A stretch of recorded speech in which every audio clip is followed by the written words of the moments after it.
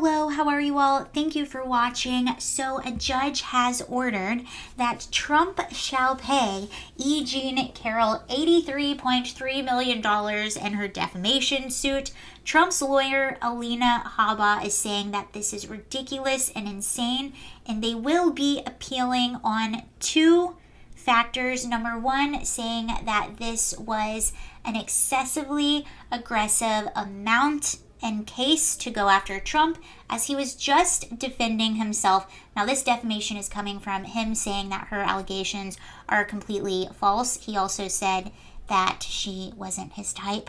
So she came back at him for defamation, and that's when he was told to pay this $83.3 million. Many people think that she will never see a dime of this, including Trump's lawyer, and she is alleging that there is also a conflict of interest in the case with the attorney of E. Jean Carroll and the judge in this case. So Alina Habba is alleging that they used to work at a firm together for a few years and that they were really close.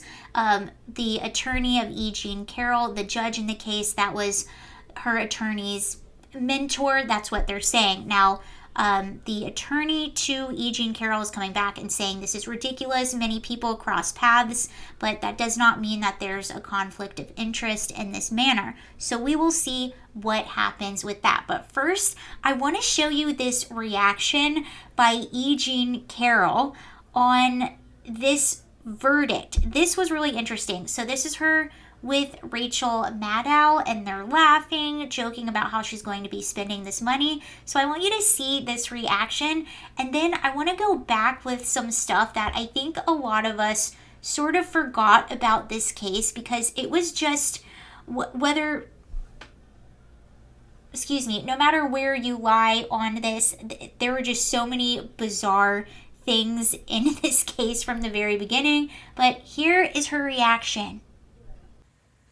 You've talked about using some of Trump's money that you're about to get to help shore up women's rights. Do you know what that might be, what that might look like? Yes, Rachel. Yes. Tell me. I had such great ideas for all the good I'm going to do with this money. First thing, Rachel, you and I are going to go shopping. We're going to get completely new wardrobes, new shoes, motorcycle for Crowley, new fishing rod for Robbie. Rachel, what do you want? Penthouse? It's yours, Nothing. Rachel. Penthouse and France? You want France? You want to go fishing in France? No? Oh, all right, okay. That's a joke.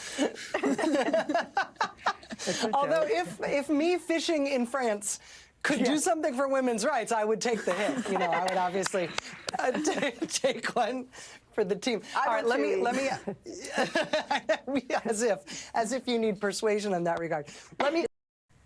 You remember the alleged incident took place at a Bergdorf Goodman, and she was alleging that Trump attacked her while going into the dressing room. We'll find out more details as we go through. Trust me, they will come out.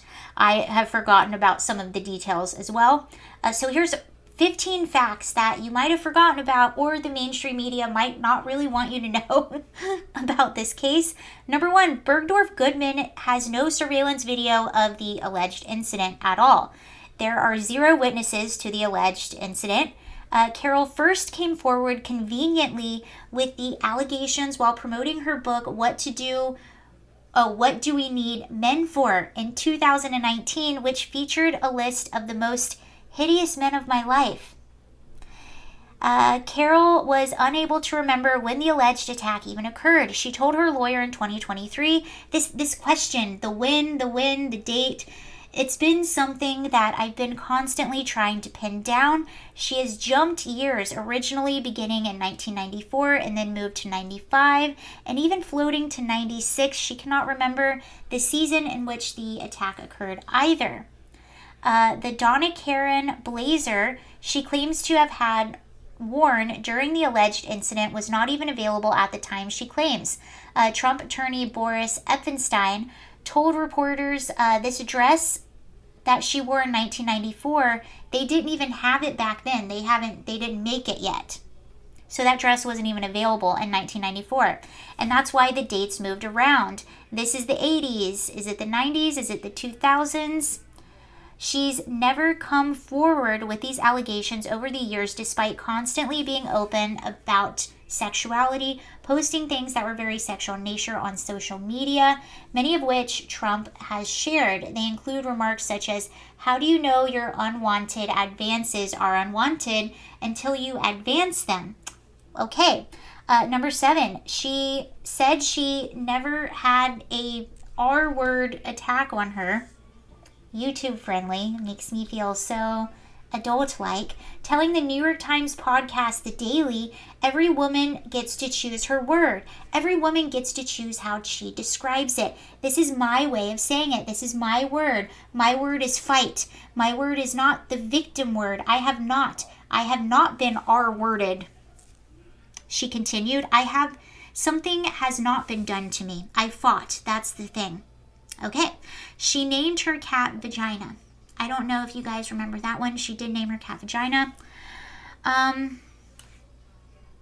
Joe Tacopina, an attorney for Trump, pointed out in May of 2023 that Carroll's entire story has incredible similarities to a 2012 episode of Law and Order Special Victims Unit. In that episode titled Theater and Tricks, an individual talks about an R fantasy in a Bergdorf Goodman, the same department store where she alleged this incident happened. Speaking of shows, Carroll loved Trump's show, The Apprentice. I was a big fan of the show, very impressed by it, she said.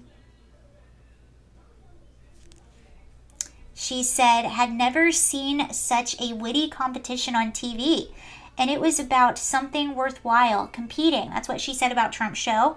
Okay, Carroll made a joke associating SEX with Bergdorf Goodman in November of 1993 in an edition of Elle, which was before the alleged attack took place.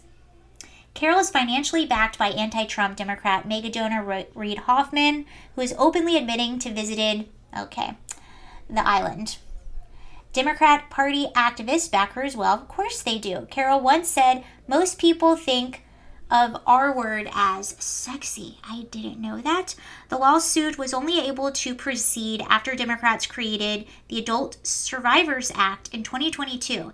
She conveniently pursued this suit in November following the law, which went into effect right at that time, which allowed her to avoid the statute of limitations. Because typically you have those in cases like this.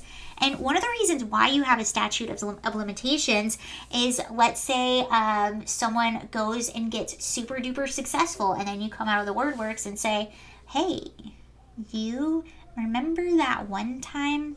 Okay, maybe that wasn't a good explanation, but that is,